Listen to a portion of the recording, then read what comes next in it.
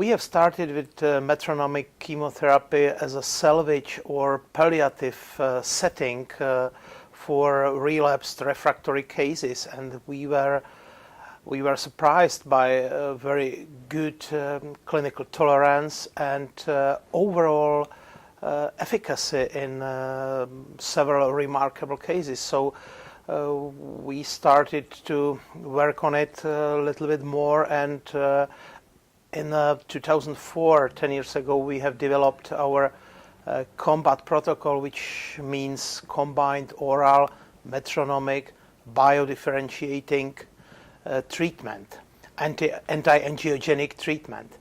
And 2006, we have published the first series of patients underlying good tolerance, high quality of life, and affordability of this treatment compared to modern and much more sexy targeted and modern therapies.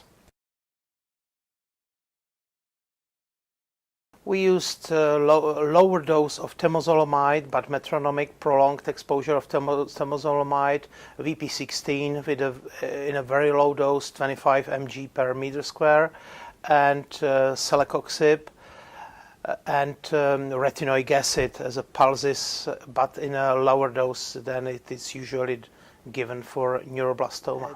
Those are drugs normally used, but not in such a combo as a cocktail.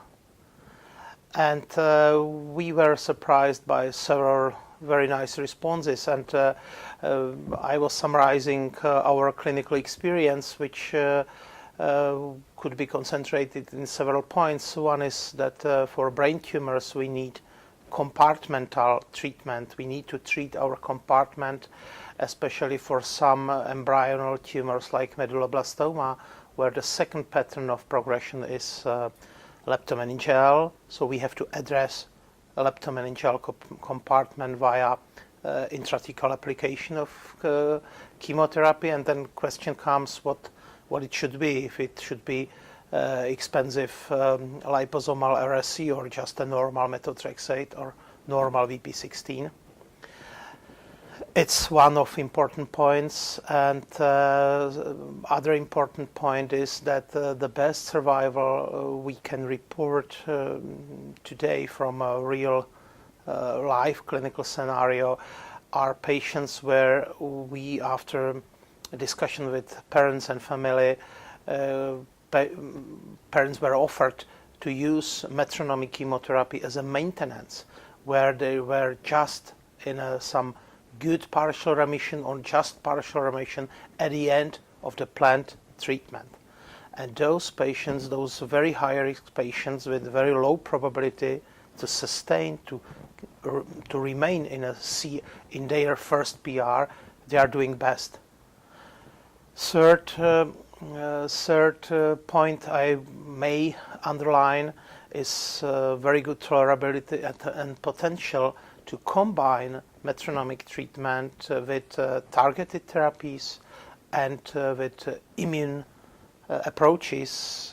We have piloted a combination of metronomic chemotherapy with dendritic cell vaccine, and that's what we are working on recently.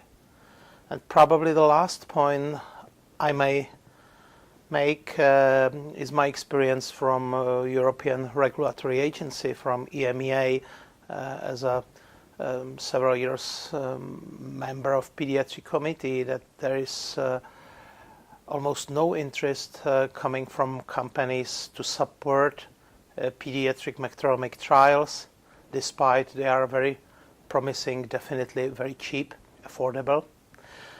However, the regulation applied to such low-risk trials is completely the same like for trials backed by rich pharma companies.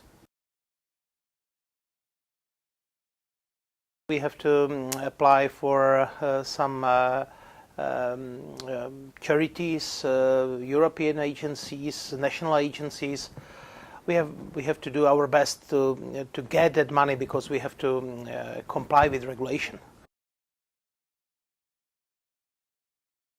Simply, they will get metronomic, but out of clinical trials. They will get it off patent, off label, but we are wasting the data we can use for further development.